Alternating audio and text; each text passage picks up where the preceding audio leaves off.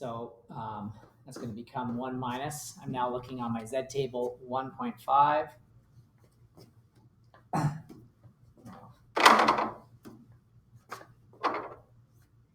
1.5 is right there. Remember, if I'm looking for this area above it, then I need to be saying, well, it's my entire area of the curve, which is 1.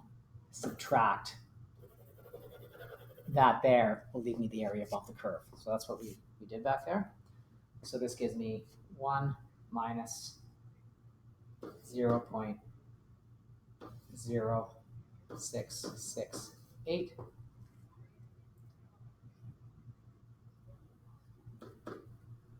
Which is equal to 0.9.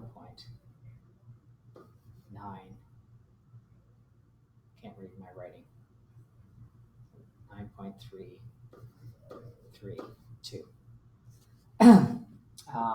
And here we're looking at the probability that our x is equal to 3. In that case, on our distribution, right, I'm now looking at my values from there to there. In other words, if this is my 3, this is my 5, and that's 4, I'm actually looking at my values from 2.5 up until 3.5. This is the section that I'm interested in. So my probability that x is equal to 3 is the same thing as saying the probability for my discrete data that x lies between 2.5 and 3.5. So I need to calculate my z-scores for 2.5 and 3.5, which I have done in part A and part B. So I can now say that this is going to be equal to the probability that my z-score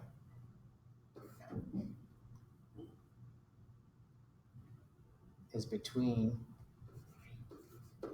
minus 2.5 is less than my z-score is less than minus 1.5.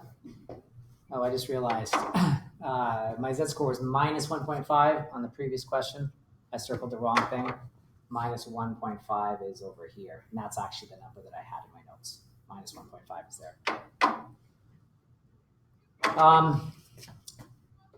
So this gives me a value of 0.0668, subtract 0.0062, or 0.0648. Okay, I'll do example number 2. In this case, the company produces boxes of candy-coated chocolate pieces. The number of pieces in each box is assumed to be normally distributed, right? With a mean of 48 pieces and a standard deviation of 4.3 pieces. Quality control will reject any box with fewer than 44. So this is going to be our key thing that we're looking for. Boxes with 55 or more pieces will result in excess cost to the company. So that's looks like we're looking at going between values of 44 and 55 pieces. What is the probability that a box selected at random contains exactly 50 pieces? So if we let x be our variable that represents the number of pieces, let x be the number of pieces.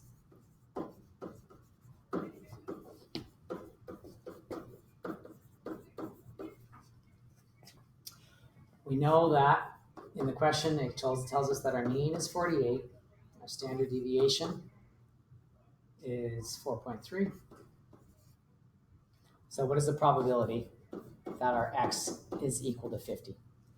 Well, that's going to be the same thing as saying, because this is discrete data, let's assume then that we're talking about the probability of between 49.5 pieces and 50.5 pieces. That means I need to calculate the z-scores for 49.5 and for 50.5. My z-score for 49.5, x minus mu over standard deviation. 49.5, subtract our mean of 48 over 4.3, gives a value of 0.35. Z4 on the upper end is equal to, again, x minus mu over standard deviation.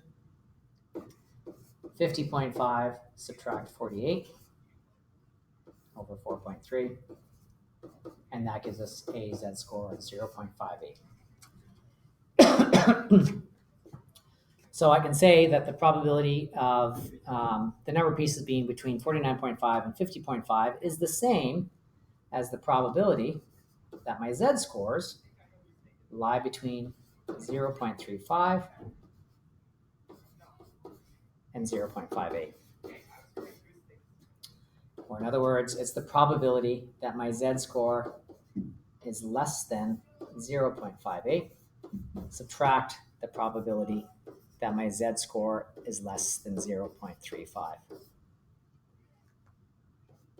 If I look up my z-scores on my table, I find a z-score of 0.58 is equal to 0.7190, and the z-score for 0.35 is 0.6368. This gives a value of 0.0822.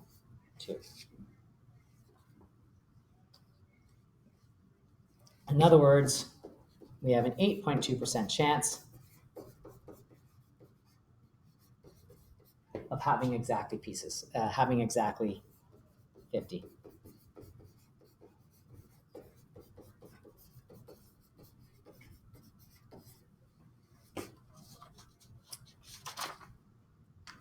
I will post the remainder of the note up online with the solutions. If you've got questions, ask each other, help each other out. Good luck with it.